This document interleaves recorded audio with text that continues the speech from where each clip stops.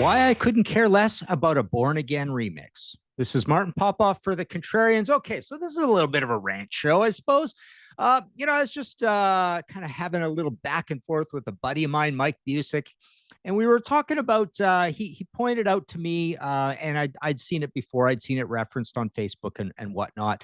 A new interview with Ian Gillan. Blabbermouth was running it, and the topic came up of a Born Again remix, right? So I said, oh, okay, I'll read the whole article, and Mike and I kind of talked back and forth a little bit about it. But my point is my point or my disposition is this. Like I say, I'm calling this why I couldn't care less about a Born Again remix. Think of it this way: it's a little bit like coming up with a show idea. I remember, people have talked about shows like build the ultimate Rush greatest hits album, right? So I often say when I hear ideas like that, I kind of go, walk yourself forward to the end result and tell me if it wasn't completely predictable or not exciting for you. And if the answer isn't that exciting, who cares, right? So it's a little bit like I feel with this Born Again situation. I mean, I love Born Again. I even named one of my Black Sabbath books Born Again. Right. You can get this at martinpopoff.com and Sabotage, the original one. But here's the thing. So, I've heard, I've even, I'm sure I've had Tony talk to me about it. Ian talk to me about it. Maybe even Geezer. I don't know. Maybe even Bill. I don't know who. But over the years, the answer is essentially about that album. When you talk to the guys, it's like, oh, we went away on tour and we were surprised when we heard it. And Ian Gillan says, I was in my car and I played it and I threw it out the window. That's his famous quote on it, right? So, and what they always say is, oh, it would be nice to have a remix of that album one day, right? And just that goes on for decades, right? And then now it's like, oh, we found the tapes and we're going to remix the album. Okay, so fine. And the typical story, oh, it was buried in the record company vault somewhere, and oh, we're gonna play the tapes, but they are tapes. This is Tony talking now, and we don't know what they're gonna sound like. But it would be interesting to remix that album. And then, of course, everybody says, oh, there's some good songs there, but it sounds muddy and oh yeah, it sounds really harsh and all this. And then they reference Spinal Tap and all this, blah blah blah. It's all very kind of dull, right? So the point is that when we do get this remix, as I told Mike, it's like, I'm going to play this for 30 seconds. Maybe I'll dip through a few of the songs. Maybe someone will point out that this is what's interesting, right? We let the ending go in a little longer. We put some instruments back in that you can't hear. We took something out. So there can be interesting things about it. It'll be kind of over and done with as just sort of a quick little exercise. It's like, okay, and now we have this version of it. So now there's two versions of it. And it's like, okay, the original now has sort of less legitimacy, right? I'm perfectly fine with the original. I think it sounds very dark and doomy and harsh, but it gives us all something to talk about. That album really gets talked about a lot. What I would have liked to have heard somebody say along the way, because this is co-produced between Black Sabbath and Robin Black, right? As I told Mike, it's like, I do find it somewhat interesting when people talk about their bad mix on their album. I do find it interesting when someone comes into the studio and says, make our album sound like this, or we've been playing a lot of this band at the time, and that really inspired us. But I've never really heard that about Born Again. But, that would be interesting to hear that there was a certain harsh album or two that they said, we wanted to sound like this. You can imagine part of the thought process between band and Robin Black was that, we want it to sound like the really harsh, crazy Black Sabbath of old. If you had to go back and find anything from the past that it sounds like, it's almost like it takes all the bad habits, the things done in error on Never Say Die and Master of Reality, and crossed it with I don't know, maybe the first album, right?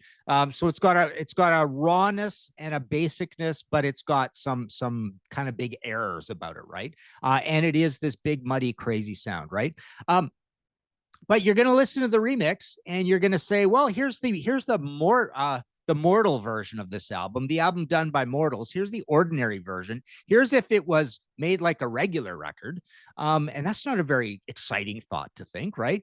Are you going to say, oh my God, there are some good songs here I didn't hear before? No, you're not going to say that, right? It's the songs were always there. So I always kind of say that these little exercises are amusing for a few minutes and then you kind of move on. I remember thinking about the Thin Lizzy jailbreak thing. You know what I also did, even just to do research for this rant.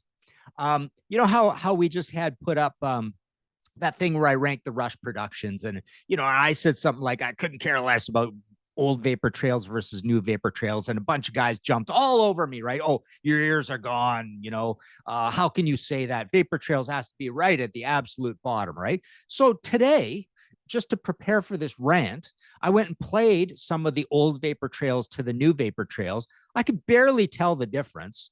And even when I did, it was like when you're playing the new one or the old one, your mind very quickly goes away from even thinking about the production, and you're now into the things that matter, the musical choices, the lyrics, the singing, all of that stuff.